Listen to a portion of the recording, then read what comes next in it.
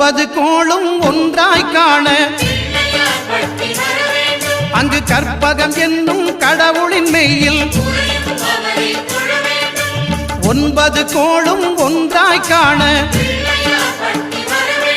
அங்கு கற்பகம் என்னும் கடவுளின் மெய்யில்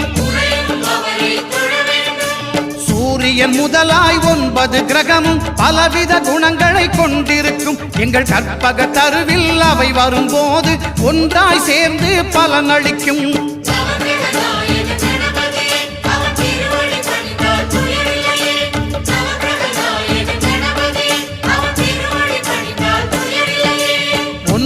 கோளும் ஒன்றாய் காண